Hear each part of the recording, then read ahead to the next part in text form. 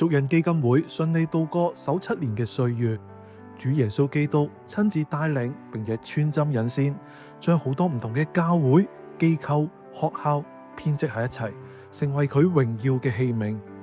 即使經歷同工嘅車禍、社會動盪、世紀瘟疫、移民及失業潮、頻密嘅地震、世界各地嘅戰爭同埋假先知冒起嘅挑戰，佢依然堅固我哋嘅信心。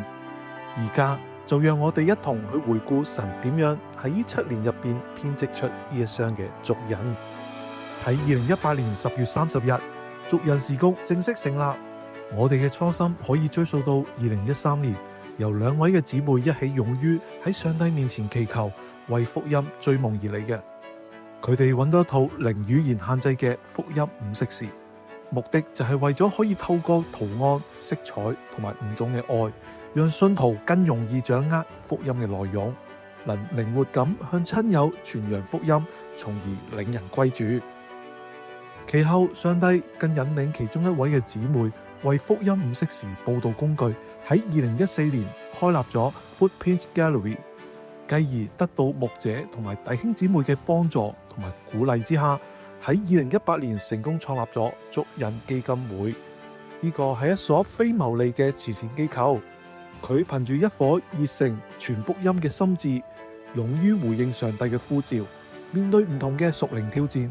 結果喺上帝嘅率領之下，同佢嘅同工同行，建立咗而家嘅足印佈道團。上帝親手拖帶嘅呢7年入邊，足印完成咗超過348場嘅佈道聚會，實體接觸人數超過25,000人。就喺過去2024、25呢2年，其中完成咗有85場嘅佈道聚會。佢更賜俾我哋有新嘅突破。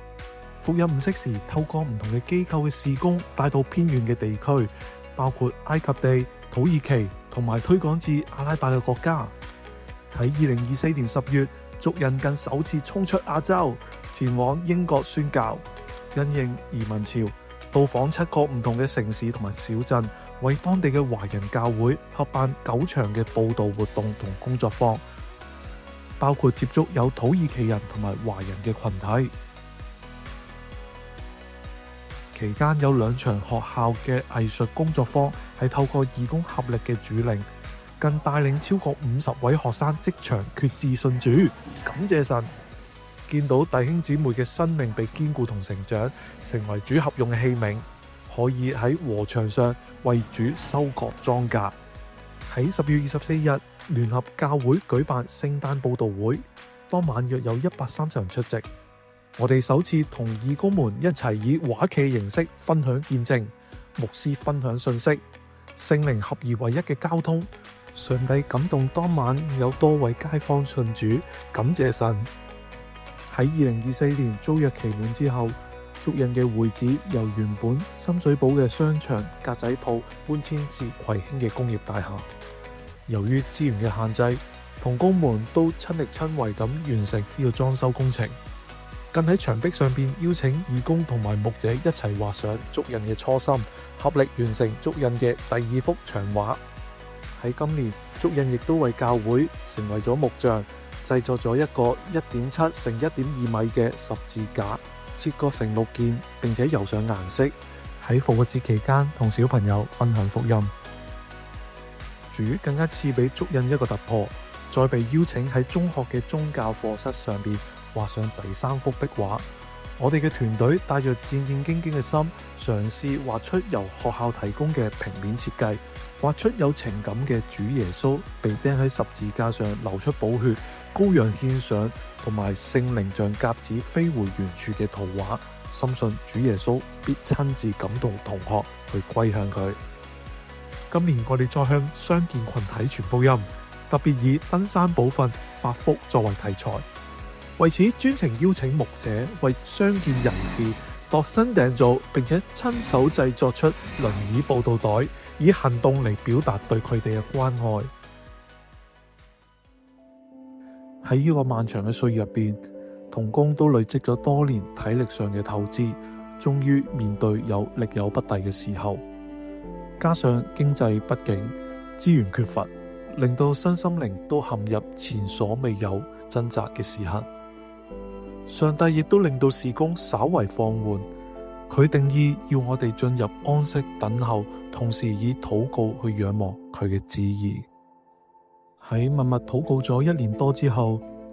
今年8月，同工為着事工嘅發展，參加咗一個為期15日嘅藝術交流團，讓同工親身並且重新睇到上帝嘅心意同埋呼召。心意就係神不願有一人沉淪，乃願人人都悔改，願人人嘅生命都得着拯救。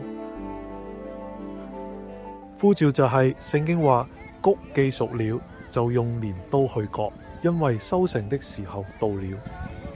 片中無數嘅農民婦女帶着歡天喜地嘅心，一唱一和咁同心收割麥田嘅莊稼。